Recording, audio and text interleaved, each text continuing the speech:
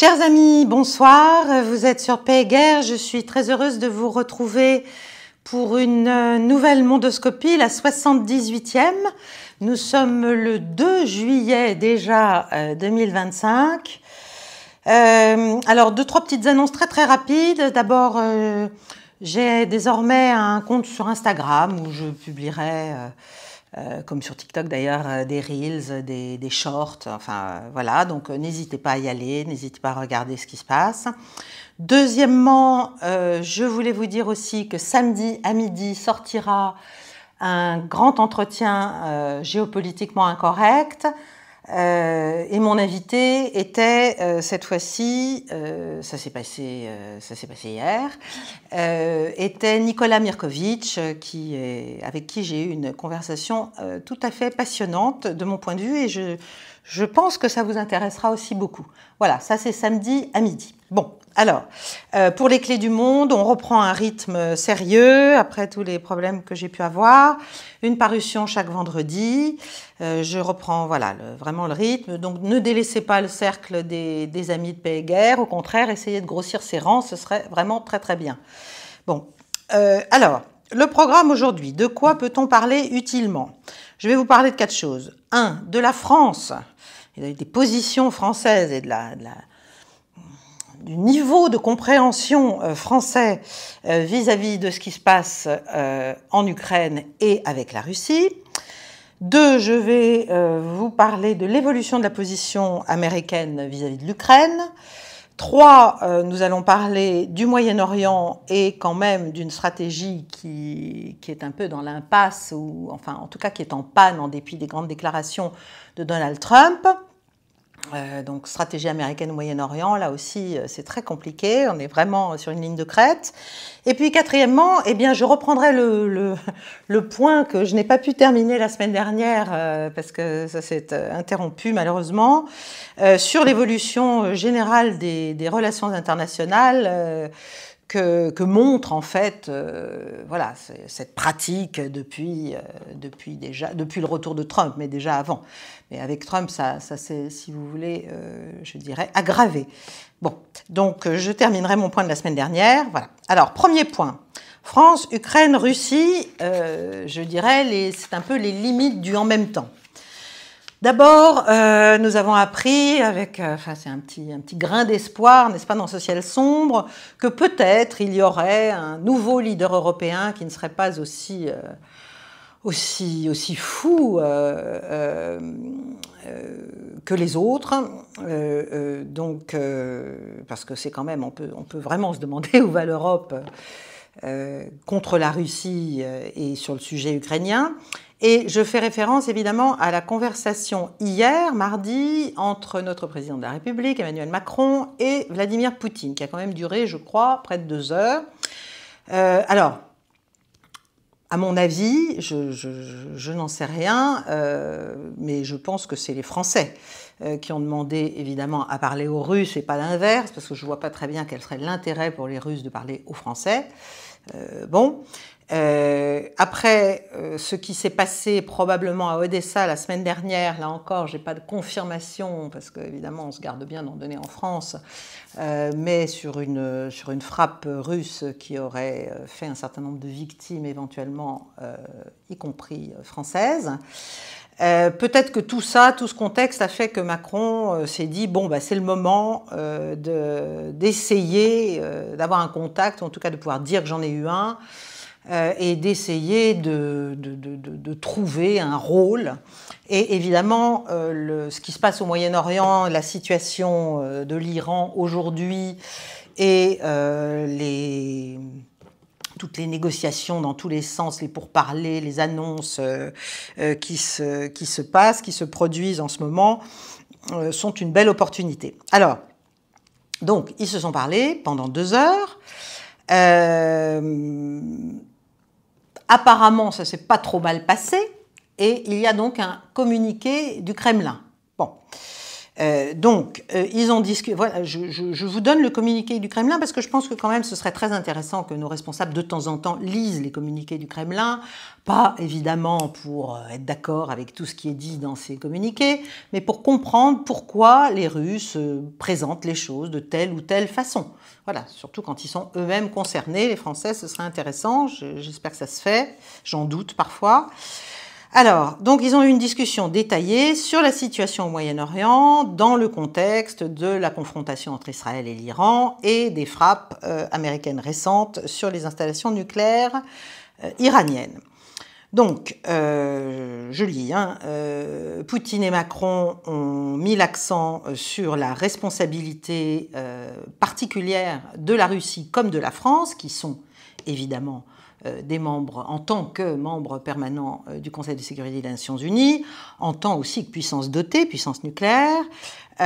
Donc, responsabilité particulière et partagée de ces deux pays, de nos deux pays, à maintenir une paix globale. C'est très très drôle quand on voit ce qui se passe sur l'Ukraine, mais enfin bon, à maintenir la paix globale et la sécurité, c'est du langage diplomatique, mais important, particulièrement au Moyen-Orient, et de responsabilité partagée aussi de maintenir le régime, enfin le régime de non-prolifération, si vous voulez, qui est quand même le standard, c'est qu'a priori, bon, il y a un traité, mais il y a surtout la reconnaissance quand même que la prolifération n'est pas souhaitable en tant que telle. Et en tout cas, tous les États nucléaires ne souhaitent pas que le club s'agrandisse. Bon.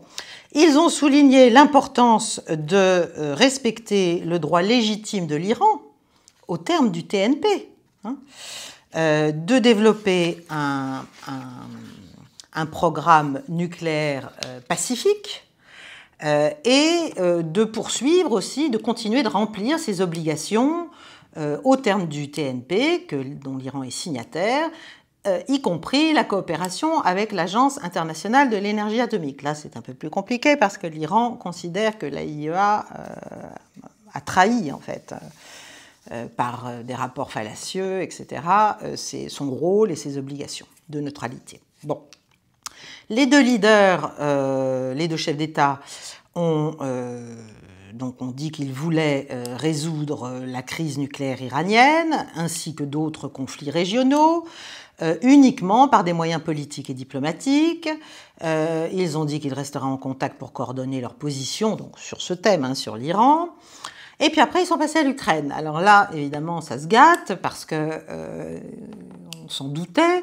La partie russe, donc Poutine, a réitéré que le conflit était la conséquence directe des politiques occidentales qui, depuis des années, ignoraient les intérêts sécuritaires russes, de la Russie, qui fomentaient en Ukraine une emprise, enfin une agitation anti-russe permanente qui encourageait les violations des droits des populations russophones ukrainiennes. Il a noté que l'Ouest continuait à vouloir prolonger les hostilités en continuant à fournir l'Ukraine avec des armes modernes. Bon, ça, c'est assez incontestable, voilà, c'est comme ça. S'agissant des perspectives de paix, le président russe a réaffirmé la position russe de fond, c'est-à-dire que tout accord potentiel doit être global, doit être de long terme et doit surtout traiter les causes profondes du conflit et tenir compte aussi des nouvelles réalités territoriales. Sous-texte, les 4 oblasts qui appartiennent à la Fédération de Russie depuis fin septembre 2022 et qui sont sous contrôle partiel et total pour l'un des 4 de la Russie. Bon. La conversation entre Poutine et Macron a été substantielle.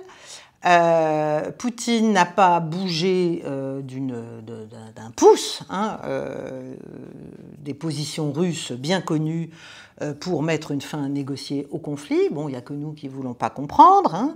C'est vrai que c'était la première conversation amène, on va dire, polie, depuis septembre 2022, entre les deux chefs d'État. C'est vrai que ça leur a permis de discuter quand même leur rôle respectif au Conseil de sécurité des Nations Unies, ça c'est important. Ça veut dire aussi sans doute peut-être que la France va donner un certain nombre de directives, d'orientations, enfin même d'ordres, à son représentant permanent aux Nations Unies, au Conseil de sécurité, pour qu'il joue un rôle un peu plus constructif que celui qu'il joue depuis longtemps. Ce qui est un rôle en total suivi, sauf à certains moments, de la position américaine. Et donc, voilà, il s'agit de retrouver, en fait, la voie de la diplomatie. C'est le grand sujet de ce conflit. Voilà, sinon, ça va continuer et pas au profit de l'Ukraine, ni de l'Occident, ni de l'OTAN, ni des États-Unis, ni des Européens, ni de rien du tout. Ça va continuer au profit de la Russie. Bon. Alors, on ne sait pas évidemment ce que Trump a pensé de cet appel. Peut-être qu'il a été mécontent, peut-être qu'il s'est demandé quel jeu jouait Emmanuel Macron. En tout cas, voilà, lui, il considère qu'il a un lien direct et tout à fait particulier, à part, avec Vladimir Poutine, puisqu'ils se parlent régulièrement. Mais en même temps, peut-être que Trump, si on lui a lu le communiqué, a peut-être s'est souvenu quand même de ce qui concerne la responsabilité occidentale dans le déclenchement de ce conflit, et aussi que, eh bien, c'est vrai, ce sont les livraisons d'armes occidentales qui permettent sa prolongation, tout simplement. Donc, comme il y a en même temps une suspension de l'aide, enfin une pause d'armes très avancées à l'Ukraine annoncée par le Pentagone, sur laquelle je vais revenir plus tard, c'est peut-être que Trump se saisit de cela, si vous voulez, en profite pour arrêter cette hémorragie d'armes américaines qui commence à manquer sérieusement dans les stocks américains. Bon, voilà, ça c'est à voir. Alors, quel poids peut avoir la France dans le règlement de la question au Moyen-Orient, de concert avec la Russie, contre quoi? Peut-être contre, si la Russie donne une forme de rôle ou de légitimité à l'action française sur le Moyen-Orient, peut-être qu'il y aura en contrepartie une forme d'apaisement, enfin de baisser le ton sur l'Ukraine et sur voilà, le bellicisme enragé des Français, comme des Allemands, comme des Anglais, comme des Baltes, comme des autres. On verra. Ce qui est vrai, c'est que le JCPOA, le fameux traité dont les États-Unis sur l'Iran s'étaient retirés en 2018 et qui avait été négocié avec la France, l'Allemagne, enfin les 5 puissances du CSNU plus l'Allemagne en fait, du Conseil de sécurité des Nations Unies plus l'Allemagne, est encore formellement en activité, enfin ouvert, il existe, il est en cours, si vous voulez, jusqu'à l'automne, jusqu'en octobre, je crois. Donc le temps presse. Bon. Alors, est-ce que ça veut dire que la France commence à percuter sur le réel, qu'est-ce que la réalité, etc. Je crains que non, je crains que ce ne soit encore quelque chose d'assez cosmétique et opportuniste de la part de l'Élysée, mais que sur le fond, on ait toujours beaucoup de mal à comprendre l'ampleur du désastre militaire et géopolitique, d'ailleurs, dans lequel nous avons engagé notre pays par ce soutien immodéré et entêté à l'Ukraine. Alors, ce matin, il y avait une interview de Jean-Yves Le Drian, ancien, l'homme qui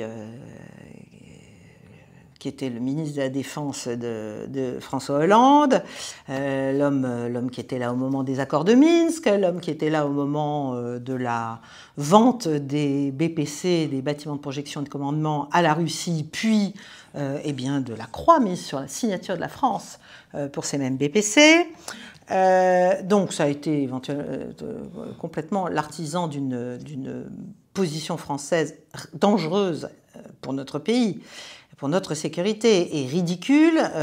Il a ruiné, enfin il a contribué à ruiner, certes, avec des directives qui lui étaient données de l'Élysée, mais enfin, il ne s'y est pas opposé. Il a ruiné toute possibilité, toute marge de manœuvre française, tout désalignement qui devrait pourtant être notre posture naturelle sur ce dossier. Bon, bref, en tout cas, Jean-Yves Le Drian a continué en répétant les mêmes positions absconses françaises sur l'Ukraine. Bon. Et puis surtout, il y a eu l'audition de notre chef d'état-major des armées, le général Burkhardt, à la commission de la défense de l'Assemblée nationale. Et là, c'est grave. C'est très grave parce que moi, je suis de plus en plus inquiète, je dois l'avouer, du niveau de... Alors oui, le terme c'est orwellien, mais enfin, il y a un enfermement mental, là, des responsables français, politiques, ça on le sait, mais aussi militaires et au plus haut niveau. C'est quand même le chef d'état-major de nos armées. Donc, or, l'armée, on pourrait penser que quand même, ils connaissent l'histoire, ils savent ce que c'est que la guerre, ils connaissent bien nos moyens, ils savent à quoi ça sert, ils savent ce que c'est que la mort, ils savent... Bref, on pourrait penser que c'est l'ultima ratio. Effectivement, la guerre, c'est l'ultima ratio, mais j'allais dire les militaires, les élites militaires, les chefs militaires, devraient être aussi le dernier verrou de bon sens qui empêche les politiques de se fourvoyer dans des postures, un, dont ils n'ont pas les moyens, et deux, qui peuvent les amener à des positions extrêmement dangereuses pour la sécurité des Français. Bon. Eh bien non. Eh bien non. Il y a manifestement...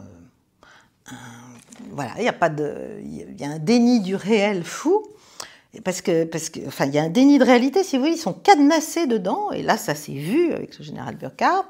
Il n'y a pas de soupape de sécurité, il n'y a pas de, finalement, vis-à-vis de l'ignorance des politiques, bon, bah, l'armée, je dirais, ne fait pas son rôle, elle obéit simplement.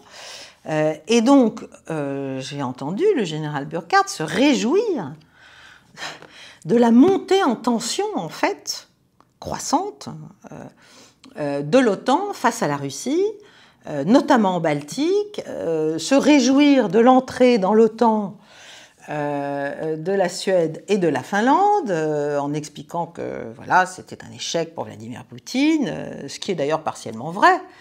Mais enfin, je ne suis pas sûre que l'on doive s'en réjouir, si vous voulez, de cette tension de plus en plus forte.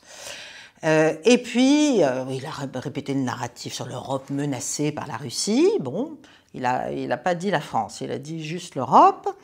Mais surtout, il y a une contorsion intellectuelle totalement sidérante sur la Russie elle-même, puisque selon notre chef d'état-major des armées, la Russie, depuis 3 ans, connaîtrait une défaite stratégique. Alors, je savais que c'était notre objectif, mais il me semblait qu'on ne l'avait pas atteint. Hein, on n'est pas dans la défaite stratégique de la Russie. Il n'y a que, manifestement dans nos états-majors et certainement dans nos palais de la République, que l'on s'imagine que la Russie est en situation de défaite stratégique. Enfin, c'est délirant, quoi. Bon, donc, la Russie connaîtrait depuis 3 ans une défaite stratégique. Bon. Mais en même temps, on pourrait craindre qu'elle ne finisse, qu'elle ne soit plus endurante que nous, hein, comme il dit, qu'elle puisse durer 5 minutes de plus, et à la fin c'est toujours ça, un peu la guerre, et ne finisse par avoir la victoire politique. Alors, qu'est-ce que c'est que ce grand écart cognitif, si vous voulez ? C'est intéressant à décrypter, parce que c'est un chef militaire qui le dit, donc en fait... il cautionne lui-même l'idée d'une supériorité de la guerre des perceptions sur la réalité militaire du terrain. Puisque, si vous voulez, pour lui, d'après ce qu'il dit, parce qu'il est quand même au courant de ce qui se passe sur le terrain, c'est pas possible qu'il ne le soit pas, et pas seulement par les analystes maison. Les analystes maison, j'espère qu'ils s'inspirent, qu'ils se nourrissent de beaucoup de sources différentes, bon, pas seulement occidentales. Donc, il a l'air de dire que les canons de la victoire et de la défaite, finalement, si on l'écoute, n'auraient rien à voir avec la position de force en matière militaire, en matière dissuasive, sur le terrain, de force ou de faiblesse d'ailleurs. Alors, voilà, il fait, si vous voulez, il fait ce qu'on a beaucoup dit de la guerre d'Algérie, c'est-à-dire que finalement, on était en situation de force militairement sur le terrain, mais on a eu une défaite politique qui a conduit à l'indépendance, de l'Algérie.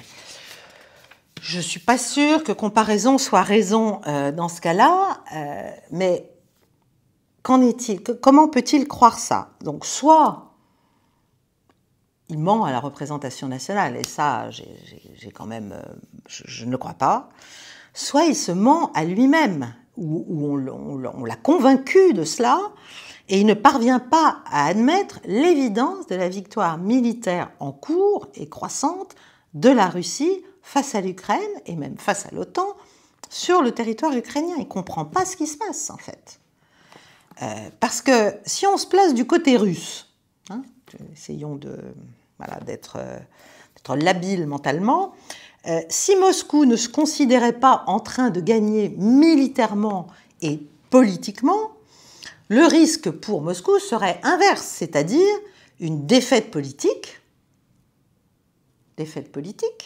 c'est-à-dire devoir faire des concessions politiques aux Occidentaux sur un règlement éventuel, parce que sinon il y aurait un risque d'affrontement direct avec l'OTAN, dont elle ne veut pas, elle l'a déjà dit, mais que notre bellicisme rend quand même possible. N'oublions pas tout ce que nous faisons aux marges de l'Ukraine déjà, et aux marges de l'Europe et de la frontière avec la Russie, pour essayer de nourrir cette bellicosité. Donc on n'est jamais à l'abri d'un dérapage et d'une décision à Moscou qui serait beaucoup plus dure. Donc, si vous voulez, la Russie, elle, on pourrait penser que dans le pire des cas, elle aurait plutôt peur de ne pas être victorieuse politiquement, alors qu'elle serait victorieuse militairement, parce qu'au plan militaire, c'est clair et net. Je ne comprends pas comment est-ce qu'on continue à être sur des bases aussi fausses dans la compréhension de ce conflit et partant dans, évidemment, l'imagination des scénarios de sortie. En fait, on n'imagine toujours pas de scénario de sortie, à part quoi? La défaite stratégique de la Russie, mais c'est une douce illusion. Donc, alors, parlant de défaite politique, en plus, ce ne serait même pas, du point de vue russe, une défaite politique vis-à-vis du reste du monde, parce que là, c'est tout l'inverse. La crédibilité russe a explosé dans le monde, son poids géopolitique est clair et non discuté quand même par des milliards d'individus aujourd'hui, il n'y a que chez nous qu'on le discute. Et donc, ce serait quoi? Ce serait une défaite politique vis-à-vis de l'opinion publique occidentale. Bon, alors ce serait peut-être triste, ce serait un grand regret, une grande nostalgie de ce qui aurait pu être la relation entre la Russie et l'Europe. Mais ça, à la fin, c'est peut-être pas le plus important pour Moscou, si vous voulez. D'autant qu'on sait que les opinions publiques occidentales, quand elles ne cherchent pas à s'informer sérieusement sur des canaux alternatifs, elles sont complètement lobotomisées. On leur raconte absolument rien. Voilà, on ne reconnaît à la Russie ni l'égalité et encore moins légitimité de son action en Ukraine. Évidemment, si on reconnaissait la légitimité de l'action russe en Ukraine, on serait obligé de reconnaître que la nôtre était illégitime. Bon, donc c'est pour ça qu'on ne le fait pas, évidemment, mais ça... Voilà. Donc on continue envers et contre toute évidence à penser qu'il faut absolument soutenir l'Ukraine, alors qu'on n'en a pas les moyens. Et quand on voit déjà les Américains qui sont très inquiets pour leurs propres forces, on imagine ce qui peut se passer pour les nôtres. Et donc on continue à s'imaginer qu'en soutenant l'Ukraine jusqu'au dernier Ukrainien, n'est-ce pas, on va finir par forcer Vladimir Poutine à subir les conditions de la paix délirante que nous avons en tête aux États-Unis, chez les néocons et chez les Kellogg et compagnie, et bien sûr en Europe. Bon, Voilà, je vous laisse là-dessus, ça me semble, c'est vraiment très inquiétant parce que ça veut dire que du côté européen et du côté quand même de notre pays, il n'y a aucune clairvoyance sur ce conflit, là où nous en sommes, là où nous allons, les risques que nous prenons. Bon. 2, donc je pense là encore qu'à un moment donné, les Américains vont devoir reprendre les choses en main et nous remettre au prix parce que nous ne sommes pas capables de le faire tout seul, d'avoir cette prise de conscience tout seul. Bon. Chers amis, laissez-moi prendre quelques instants de votre attention pour vous parler de notre partenaire NordVPN qui sponsorise cette vidéo. Un VPN, c'est un outil qui vous permet de protéger vos données en ligne en les chiffrant et en masquant votre adresse IP, donc votre localisation. Ça signifie que vous pouvez naviguer de manière totalement anonyme et même changer virtuellement votre localisation pour contrôler des restrictions régionales ou nationales. C'est le cas dans notre pays pour un grand nombre, à vrai dire, de canaux d'information. Dans un contexte où la surveillance numérique augmente considérablement, où le vol de données et les restrictions d'accès se multiplient, c'est évidemment très précieux. C'est plus un luxe, hein, c'est devenu un outil indispensable et extrêmement répandu pour naviguer sereinement et en toute confidentialité. Et dans la gamme des nombreux VPN qui s'offrent aujourd'hui, c'est vrai que NordVPN est quand même, de mon point de vue, extrêmement intéressant parce qu'il a une richesse de fonctions de sécurité avancées qui est assez inégalée. Les fonctionnalités avancées proposées par NordVPN incluent notamment la surveillance du dark web. Donc, si vos identifiants ou vos informations personnelles apparaissent sur une base de données compromise, vous êtes immédiatement alerté, et ça, c'est quand même très, très important. NordVPN vous propose également un double VPN. C'est une option qui chiffre votre trafic 2 fois, qui le fait donc transiter en fait par 2 serveurs distincts, si vous préférez, pour renforcer la sécurité. Et puis enfin, vous avez une fonction qui s'appelle Kill Switch et qui veille à ce que, en cas de coupure du VPN, votre accès à Internet soit automatiquement suspendu pour qu'aucune de vos données ne soit exposée par inadvertance. Donc c'est une combinaison, si vous voulez, de simplicité d'usage, de performance technique et de rigueur en matière de cybersécurité que propose NordVPN.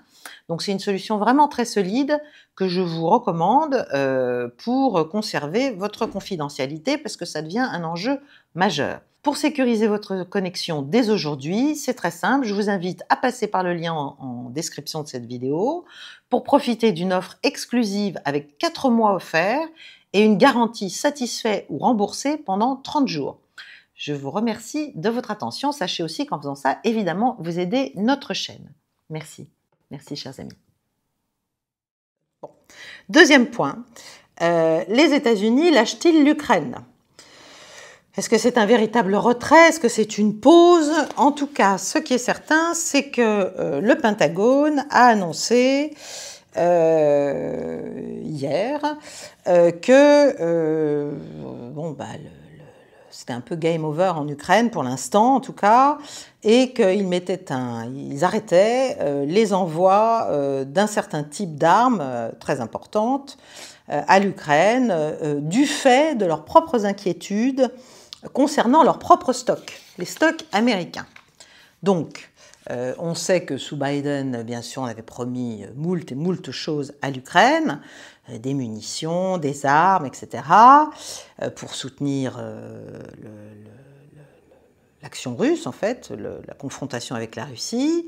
Manifestement, il y a de nouvelles priorités, qui sont celles de Trump, je vous en ai déjà beaucoup parlé, et puis il y a eu aussi un audit qui a été fait par le Pentagone, par des gens au Pentagone, audit des stocks, audit des capacités, et manifestement, ça a déclenché un certain nombre d'inquiétudes. Alors, l'Ukraine n'aura plus, d'après ce qu'on sait, des batteries de missiles patriotes, des obus de 155, des lance-roquettes multiples, hein, les MLRS, des Stinger, des missiles Hellfire. Tout ça, pour l'instant, c'est terminé. Alors, donc l'Amérique dit, enfin les déclarations américaines disent qu'elle reprend, elle met ses intérêts nationaux en premier, voilà, avant le soutien à l'Ukraine. Mais au-delà, c'est important de regarder quand même pourquoi cette décision. Bien sûr, il y a le fait que sans doute Trump ne peut pas être au four et au moulin, si j'ose dire, et que vu l'impasse dans laquelle il est en Ukraine, du fait aussi de la résistance idiote des Européens à un règlement négocié réaliste, eh bien, il a plutôt intérêt à nous refiler le bébé, comme je vous l'ai déjà expliqué, mais ça veut dire que les États-Unis ont un sérieux problème pour la production de certains types d'armes qui sont en train d'atteindre des seuils critiques, en fait, en termes de stock. Donc, alors, ça s'est vu récemment avec ce qu'on appelle les systèmes THAAD, c'est-à-dire des systèmes de défense antiaérienne à haute altitude, qui ont été déployés au profit d'Israël, enfin qui ont été livrés à Israël. Les États-Unis, actuellement, en produisent entre 50 et 60 par an. Chacun d'entre eux vaut quand même 13 millions de dollars. C'est Lockheed Martin qui est le premier constructeur de ça, premier industriel, et qui avait dit qu'il pouvait augmenter un peu la production pour arriver à 96 missiles par an. Donc plus, pas 50-60, mais aller jusqu'à presque 100, si vous voulez. Mais il y a d'autres évaluations qui disent qu'en fait, ça ne va pas au-delà de 50-60 par an. Par an. Donc bien sûr, c'est important, vu le prix de ces systèmes, et vu le fait qu'il y a un stock très mince, en fait. Hein. Et en tout cas, ce qu'on sait, c'est que pendant la guerre des 12 jours, donc la guerre entre l'Iran et Israël, les États-Unis ont augmenté leur fourniture de systèmes THAAD à Israël de 15 à 20%, parce qu'il y avait une demande opérationnelle, comme on dit, enfin il y avait un besoin très clair.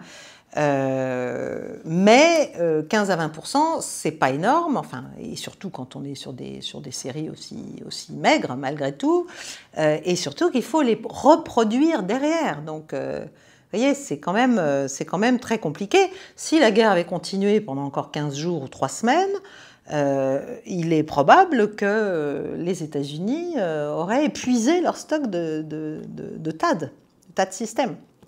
Donc, voilà, il se passe un peu la même chose avec les fameuses Buster Bombs, hein, les GBU-57, les MOP Bombs, Massive Ordnance Penetrator, qui ont été lancés contre les sites nucléaires iraniens le 22 juin.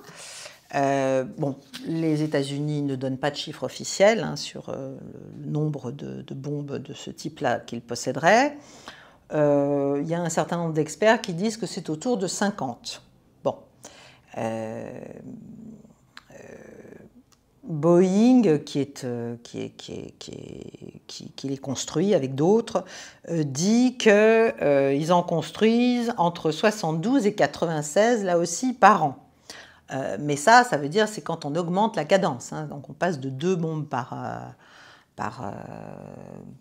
mois à 6 en fait. Hein, voilà. Et puis enfin, il y a les Patriot missiles, les batteries de Patriot. Là, c'est Lockheed Martin aussi. Ils disent qu'ils en produisent 550 par an. Un lanceur Patriot peut peut lancer en fait de 4 à 12 missiles selon leur type. Hein. Donc vous imaginez ce que ça peut faire si tout ça est mis en œuvre. Mais pour chaque missile qui approche, missile ennemi si vous voulez, il en faut au moins 2 de missiles Patriot tirés. Bon. Dès qu'il y a un missile ou un drone. Donc vous voyez la vitesse d'épuisement du stock en fait. Et il faut se souvenir, mais il y a encore quelques jours, puisque les opérations en Ukraine continuent, les opérations russes continuent à un rythme soutenu, les Russes ont, il y a 2 jours je crois, ou 3 jours, lancé 500 missiles et drones en Ukraine. Donc si vous imaginez si l'Ukraine avait encore des lanceurs de missiles patriotes et un stock de missiles, cette attaque russe, à elle seule, aurait vidé le stock américain et le stock ukrainien. Voilà, une seule attaque. Donc c'est pour vous donner une idée des proportions que je vous donne tous ces chiffres. Je suis désolée, je suis un peu en nage, mais il fait extrêmement chaud, plus les lumières, c'est terrifiant. Donc il est vraiment temps que les États-Unis aussi se réveillent, et c'est peut-être ce qu'ils sont en train de faire, c'est peut-être la raison pour laquelle ils font cette pause des fournitures à l'Ukraine. Il faut qu'ils comprennent que les États-Unis, en l'état actuel des choses, ne peuvent pas être un compétiteur, enfin être au même niveau, rivaliser, si vous voulez, avec la Russie ou même les Chinois en termes de rythme de production délivré sur le champ de bataille. C'est juste pas possible en fait. Voilà. Donc, bon, ça n'empêche pas Donald Trump de faire des déclarations tonitruantes en expliquant que l'armée américaine reste la meilleure du monde, etc., et la plus grande et la plus puissante. Est-ce bien encore le cas? Voilà. Et je pense qu'il serait temps quand même qu'on s'en rende compte en Occident. Ça ne veut pas dire mettre un genou en terre, mais ça veut dire commencer à changer un tout petit peu de ton. Voilà. 3e point, Moyen-Orient. Bon, je vous ai parlé la semaine dernière, puis j'en ai parlé dans des interviews que j'ai pu donner, de la défaite militaire et morale d'Israël vis-à-vis de l'Iran dans la guerre dite des 12 jours. Dans ce contexte qui est donc lourd, qui est très lourd, je vais revenir dessus, pour Israël et pour les États-Unis qui ont volé à son secours, très brièvement, mais néanmoins, qui ont voulu en faire toute une affaire et qui expliquent que les résultats ont été formidables alors qu'ils ne l'ont pas été. Trump continue à essayer en fait d'avancer sur son projet d'accord d'Abraham 2.0. Et pour cela, il a manifestement compris qu'il fallait trouver une solution à l'horreur de Gaza et à la question palestinienne au-delà. Bon, on en est encore très très loin, mais en tout cas, il annonce qu'il va y avoir un cessez-le-feu à Gaza. Israël, pour l'instant, poursuit ses opérations, donc à moins qu'au moment où j'enregistre, ça ne se soit arrêté. En tout cas, Trump l'a annoncé, il a annoncé la marginalisation, donc c'est un accord global, enfin qui a un certain nombre de points, marginalisation du Hamas, qui accepterait de se mettre en retrait, reconnaissance d'Israël par l'Arabie Saoudite et par la Syrie. Bon, vous me direz, la Syrie, c'est assez logique, vu qu'ils ont quand même largement laissé Israël agir, pour ne pas dire plus, avec ce nouveau pouvoir syrien, n'est-ce pas, très très inspiré de l'État islamique. Enfin, ça n'a pas l'air de nous choquer. Les États-Unis viennent même de lever les sanctions contre la Syrie. Enfin, je sais pas si vous voyez le niveau de cynisme, en fait, qui est en œuvre, qui se pratique en ce moment. Ça n'empêche pas la Syrie de s'enfoncer dans la violence pour l'instant, mais bon. Donc, au terme de cet accord de cessez-le-feu, il y aurait la Cisjordanie qui serait plus ou moins laissée aux Israéliens. Bon. Gaza serait reconstruite. Alors on me dira, bah oui, c'est toujours mieux que les projets de Riviera, les projets d'une indécence, d'une cruauté totale américaine de construction d'une Riviera à Gaza. Avec ce qui se passe et ce qui arrive au peuple palestinien en ce moment même à Gaza, la famine, la terreur. Bon, ce qui est sûr, c'est que il y a peut-être Trump a compris qu'il ne pouvait pas tout obtenir et que s'il voulait Abraham 2.0, donc s'il voulait que l'Arabie Saoudite finisse par reconnaître Israël, il fallait lui donner la chose qu'elle a toujours mise en exergue comme étant la condition de sa signature, c'est-à-dire une résolution de la question palestinienne. La question, c'est Israël va-t-elle laisser faire Donald Trump? Je crois que Benjamin Netanyahou doit être déjà à Washington ou y arriver demain. Bon, alors après, il y a la question de l'Iran.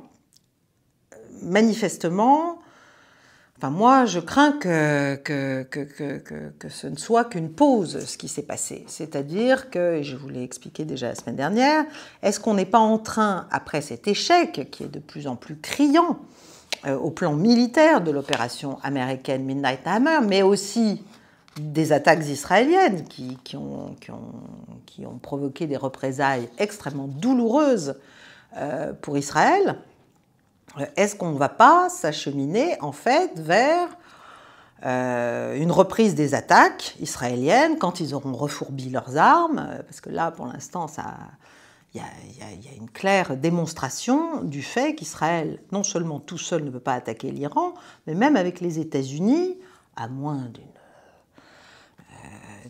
je ne sais pas moi, d'une guerre totale au sol, etc., ça n'est pas forcément faisable. Ça n'est pas forcément faisable. Je ne parle même pas de la signification que ça pourrait avoir pour tous les autres pays du monde si, de nouveau, les États-Unis s'engageaient dans une opération de cette nature.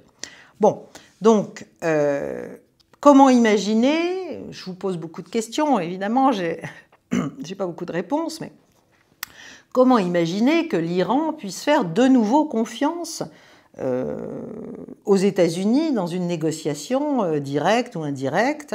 D'ailleurs, le ministre iranien des Affaires étrangères a dit que sans garantie extrêmement sérieuse américaine, il n'y aurait plus de pourparlers. En fait, les États-Unis et Israël ont échoué. Ils voulaient le régime change. C'était leur objectif. Beaucoup plus que mettre fin au programme nucléaire iranien. C'est peut-être les deux. Mais en tout cas, c'est certainement le changement de régime. Or, ça a échoué. Voilà. Et donc, il n'y aura pas, en tout cas, pas tout de suite, et pas à court terme, de nouveaux pouvoirs aux ordres des Américains ou même d'Israël, permettant de renoncer, enfin disant qu'ils renoncent à tout programme nucléaire, surtout qu'au terme du TNP, l'Iran a le droit légitime d'enrichir de l'uranium. Il ne faut pas oublier ça.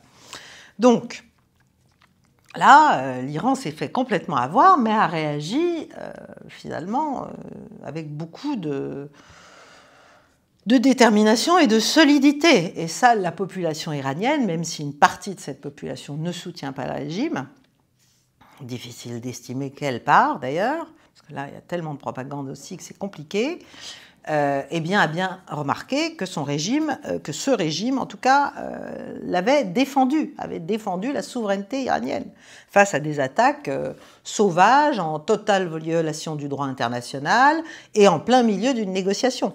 Si vous voulez, quand vous négociez, qu'on vient vous agresser, vous frapper, et que vous êtes floué complètement, en fait, bon, vous n'êtes pas forcément enclin à recommencer sur le même mode. Alors, ce qu'on dit aussi, c'est que le stock d'uranium enrichi de l'Iran, dont on parle de 400 kilos, est intact, n'a pas été touché, en revanche, l'Iran, comme je l'ai dit, a rompu tout lien avec l'AIEA, puisqu'il considère même que Raphaël Grossi, son directeur, en fait, a donné le coup d'envoi à la série de frappes israéliennes en produisant un faux rapport et de fausses allégations sur le non-respect par l'Iran de ses obligations, au terme du TNP. Donc un rôle trouble pour le moins. Bref, l'Iran est sorti renforcé et en plus, vis-à-vis du reste du monde, si vous voulez, c'est quand même la démonstration qu'en fait, il faut être nucléaire. Il faut être une puissance nucléaire pour ne pas se faire attaquer. Il faut se sanctuariser. Bon. Alors, en plus, il y a des déclarations, j'en ai vu une notamment d'un membre du Parlement, enfin de la Commission de sécurité nationale du Parlement iranien, qui a dit, mais écoutez, l'Iran a un droit absolument imprescriptible, sans condition, d'enrichir de l'uranium. Et si jamais nous avons besoin d'un niveau de 90% d'enrichissement, par exemple, pour faire nos sous-marins nucléaires, eh bien, nous le ferons. Voilà. La seule ligne rouge pour les Iraniens, vis-à-vis du nucléaire militaire, c'est les engagements vis-à-vis du TNP qu'ils disent ne pas rompre, et à la fin, la fatwa lancée par le guide suprême Khamenei qui a dit que l'Iran ne pouvait pas, en conformité avec l'islam, rechercher l'énergie nucléaire, militaire. Donc, ce même député, là, qui s'appelle Boroujerdi, a dit que Trump lui-même avait admis que zéro enrichissement, c'était une illusion, une notion qui n'avait pas vraiment de sens. Il a rappelé quand même que l'Iran avait payé dans le sang, puisqu'il y a quand même, je crois, plus de 700 morts côté iranien. Le fait d'avoir été finalement comment dirais-je, je suis fatiguée, d'avoir obéi aux instructions de l'AIEA, d'avoir été en conformité avec les contraintes imposées par l'AIEA. Et il a, toujours lui, accusé donc le directeur de l'AIEA, Raphaël Grossi, d'avoir trahi sa propre agence en soumettant des rapports faux au comité directeur de l'AIEA, qui aurait conduit donc à le feu vert donné aux frappes israéliennes.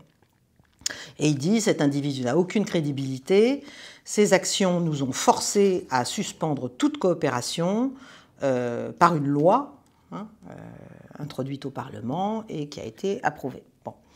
Je rappelle aussi que l'Iran est en train, en tout cas, à manifester son intérêt pour l'acquisition de chasseurs, puisque on sait que l'aviation iranienne n'existe pas en tant que telle, si vous voulez, et que donc le ministre iranien de la Défense, je crois, était récemment à Pékin pour le sommet de l'Organisation de la coopération islamique, de l'Organisation de coopération de Shanghai, et qu'il s'intéresse à des chasseurs chinois en grand nombre. Et puis, l'Iran aurait aussi menacé, en cas de nouvelle agression occidentale, enfin israélienne ou américaine, de miner le détroit d'Ormuz. Voilà. Donc les choses sont claires. Je ne pense pas qu'on puisse appeler toute cette opération, cette guerre des 12 jours et ce qu'a voulu faire Israël et la manière dont les États-Unis ont volé à son secours une victoire. C'est un peu tout l'inverse. C'est un échec sur toute la ligne pour Netanyahou, pour Trump, sauf si leur objectif, bien sûr, est de se donner un prétexte pour frapper de nouveau. Encore une fois, la question des buts de guerre, et des buts de guerre, pas seulement ceux qu'on affiche, mais les réels buts de guerre, est quand même très intéressante. Mais en tout cas, ce qui est clair, c'est que, comme sur l'Ukraine et la Russie, les Israéliens comme les Américains ont mal jaugé à la fois les forces morales et les forces militaires de l'adversaire. Bon. Et je termine enfin par le point que je n'avais pas pu achever la semaine dernière, donc un peu quelques réflexions sur l'ordre international inspirées par cette guerre des 12 jours. Voilà, la semaine dernière, j'avais commencé à vous expliquer que quand même, on pouvait venir à se demander, si on est un peu sérieux, comment l'Occident peut continuer à mettre en œuvre des politiques aussi coloniales, aussi impérialistes, si vous voulez, aussi unilatérales, aussi en contravention de tout l'appareil de droit international, alors que le monde a tant changé, a tellement changé depuis au moins une dizaine d'années. Comment se fait-il qu'on n'arrive pas à comprendre qu'il y a une mutation globale de l'ordre international et qu'on doit en tenir compte et qu'il faut commencer à avoir des politiques un tout petit peu moins prédatrices et un tout petit peu moins, si vous voulez, il faut commencer à voir le succès comme autre chose qu'un jeu à somme nulle où vous prenez tout et l'autre n'a rien. Ça ne marche pas. Et le reste du monde ne va pas s'y résoudre. Voilà.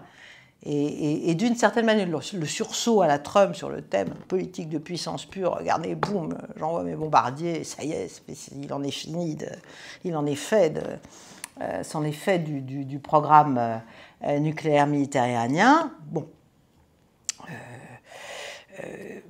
donc je pense que il a voulu jouer son va-tout vis-à-vis de la montée des BRICS, vis-à-vis de cette contestation et de cette concurrence, évidemment, de plus en plus claire, et qui est une concurrence face à un impérialisme structurel américain et européen.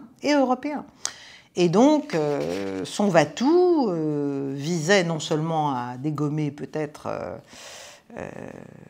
quand je dis, bon, c'est lui qui décide, mais bien sûr, c'est des gens derrière qui ont des raisonnements, hein, qui font des scénarios, qui observent le monde, plus ou moins intelligemment, enfin, ils l'observent.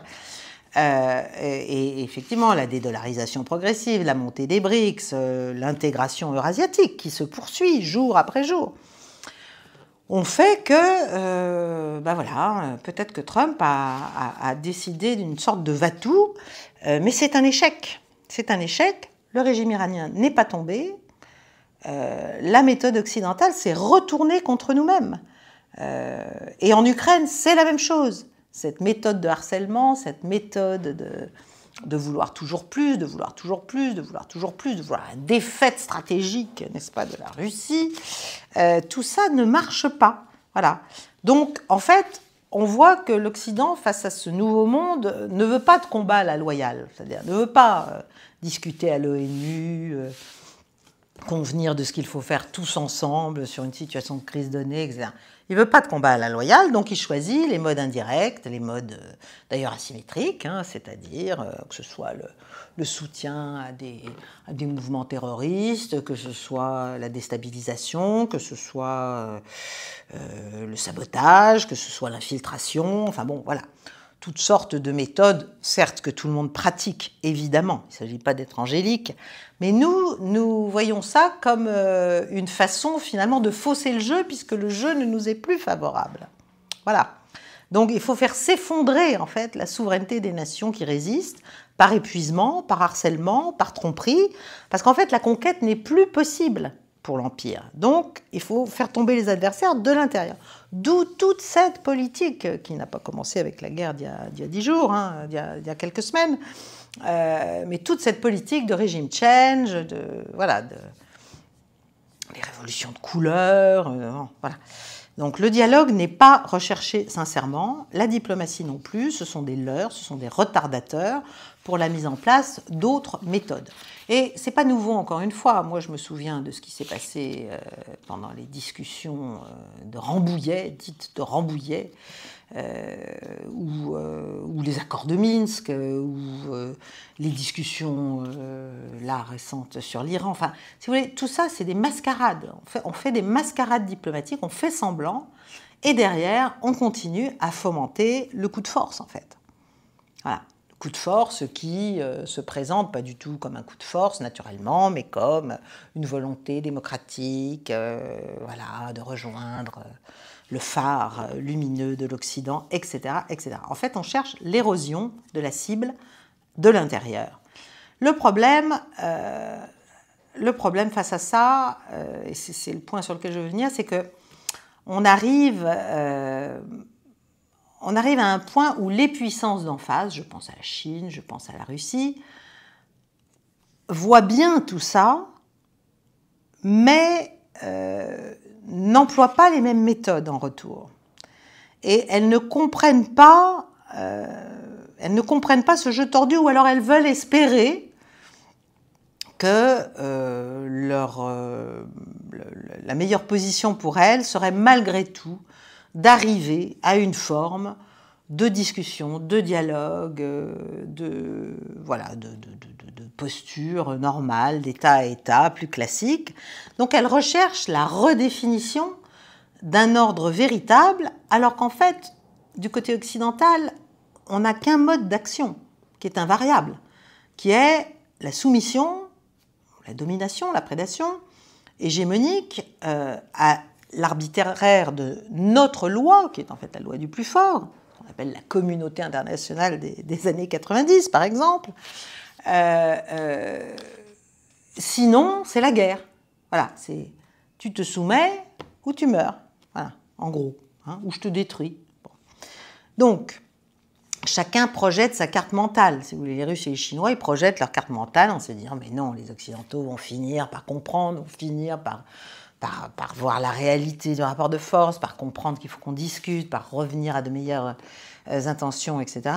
Et puis de notre côté, on projette aussi, on se dit mais pas du tout, la Russie est extrêmement agressive, elle veut notre peau, la Chine aussi, enfin on a une vision, si vous voulez, du concurrent, ou même de l'adversaire, qui est une vision assez apocalyptique en fait. Bon.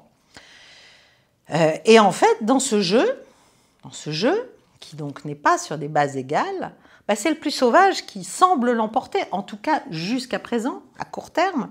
C'est celui qui attaque toujours en premier, donc ça s'est vu face à la Russie via l'Ukraine, même si c'est la Russie qui est entrée sur le territoire ukrainien, certes, mais sur le territoire ukrainien, il y avait bien d'autres choses qui prétendaient aller attaquer la Russie.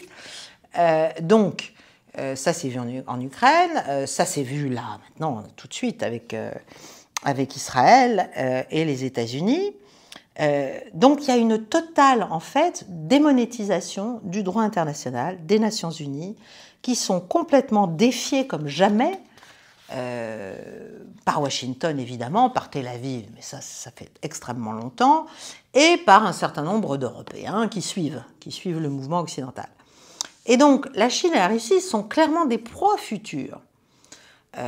Et si elles ne le comprennent pas, si elles ne se font pas respecter d'une manière brutale, finalement, comme le fait la Russie aujourd'hui, elles vont subir le même sort. Et d'ailleurs, on s'y emploie. Hein. La déstabilisation, c'est pas... On a des idées dans ce domaine. Donc, pour ne pas subir le même sort, elles doivent d'une certaine manière réagir. Et tout ça ne conduit qu'à une forme d'escalade qui devient de plus en plus dangereuse. Parce qu'en fait, dans le cas russe, c'est la renaissance de la Russie qui a provoqué toute cette hostilité. Tant que la Russie était à terre dans les années 90, ça allait bien. Hein. On était en train de se dire qu'on allait lui infliger une défaite stratégique sans coup férir. On élargissait l'OTAN, on prenait les richesses intérieures, on stipendiait les oligarques première génération, on installait nos entreprises, etc. etc. Donc, si vous voulez, donc dans le cas russe, c'est la renaissance, et dans le cas chinois, c'est l'ascension. Bon, évidemment. Donc c'est finalement la solidité, à la fois politique, économique et sociale, même si ça nous rend malade de le reconnaître, mais il y a une forme de cohésion sociale dans ces pays qui est leur crime à nos yeux. Et c'est ça qu'on veut renverser. Et d'une certaine façon, l'Iran est au Moyen-Orient ce que la Russie est à l'Europe, si vous voulez, et Taïwan est une forme de mèche lente qu'allument les États-Unis contre Pékin aussi, pour lancer cette espèce de subversion, de rêve de subversion. Donc, qu'est-ce qu'on peut faire dans cette situation? Parce que c'est extrêmement dangereux. Moi, je ne vois pas d'autre possibilité que de faire l'effort de se décoloniser mentalement, si vous voulez, et d'une certaine manière, pour ces pays, c'est pour ça que je les comprends, ça ne veut pas dire que j'accepte, mais je comprends leur réaction à certains moments, c'est qu'à force d'être patient, si vous avez toujours les mêmes réactions d'hostilité pure et dure face à vous, il y a un moment où vous risquez de perdre patience et où vous risquez aussi d'avoir envie de montrer votre force, puisque le dialogue n'est pas jugé comme l'approche centrale, en fait, des relations interétatiques. Voilà. C'est vraiment la loi de la jungle, les grands gorilles, les petits singes, voilà. On a de tout. Voilà. Donc, il n'y a plus de dialogue, il n'y a plus qu'un monologue, il n'y a plus que cette espèce de présomption, et là, ça s'est vu sur l'Iran, terriblement, comme ça se voit sur les plans proposés à la Russie en Ukraine. Il y a une espèce de présomption morale qui est absolument ahurissante, et qui fait que, contre toute évidence, alors que sur le terrain, c'est perdu, on s'est planté, eh bien, on continue à expliquer que oui, il y a le droit international. Alors là, on l'invoque, hein, c'est bien utile, sauf quand c'est le droit des peuples à disposer d'eux-mêmes. Celui-là aussi, on l'invoque, c'est c'est double standard, et on explique que c'est à nous de définir les termes d'un accord. On explique aux vainqueurs, si vous voulez, militaires, que c'est à nous de définir les termes d'un accord de paix. Bon. Donc, d'une certaine façon, est-ce qu'il ne faut pas, pour ces pays, briser l'illusion selon laquelle on peut obtenir la paix avec ceux qui ne veulent finalement, qui ne prospèrent d'ailleurs que par la guerre. Et c'est ça la grande question, et c'est ça la question que doivent probablement se poser un certain nombre de gens en Russie, en Chine, en Iran et dans un certain nombre d'autres pays, c'est-à-dire est-ce qu'on joue avec les bonnes cartes, quoi, finalement? Est-ce qu'on ne prête pas trop à la partie d'en face, trop d'intelligence, de situation, trop de volonté, de stabilité, etc. Est-ce qu'on ne ferait pas mieux de jouer ce jeu de pleine force, de pure brutalité, et nous aussi, changer de mode, en fait, changer de mode d'action, de mode de pensée, de mode de parole. Donc, évidemment, si on en arrive là, ce sera ce qu'il y a de plus grave. C'est pour ça que moi, je prône il faut de nouveau lier la force et le droit. Et pour ça, il faut revenir à la Charte des Nations Unies, à son chapitre 7 notamment, à tous ses principes. Ça ne veut pas dire qu'il y a forcément des guerres justes. Hein. Elles ne sont pas justes parce qu'elles sont légales, déjà. La question de la guerre juste est une question extrêmement intéressante, mais déjà, des guerres légales, c'est-à-dire des guerres sur lesquelles les membres du Conseil de sécurité, les membres permanents du Conseil de sécurité des Nations Unies sont d'accord. Et s'ils ne sont pas d'accord, eh bien on s'arrête.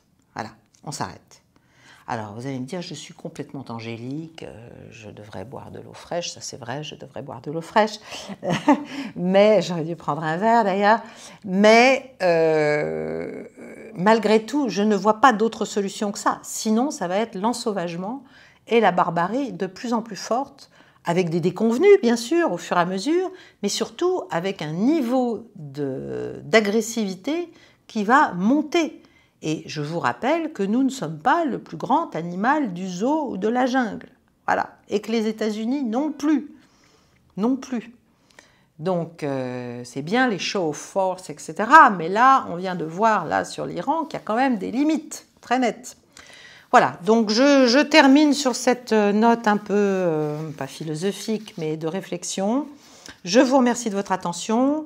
J'espère que vous allez liker, partager cette émission, que vous allez faire connaître la chaîne autour de vous, que si vous n'êtes pas abonné, vous allez vous abonner et appuyer sur la petite cloche pour avoir toutes les notifications et que vous allez me soutenir et nous soutenir en adhérant au Cercle des Amis de Paix et Guerre, puisque je reprends ça, voilà, il y a eu un petit flottement dont malheureusement je n'étais pas totalement responsable, mais en tout cas on reprend à très bon rythme.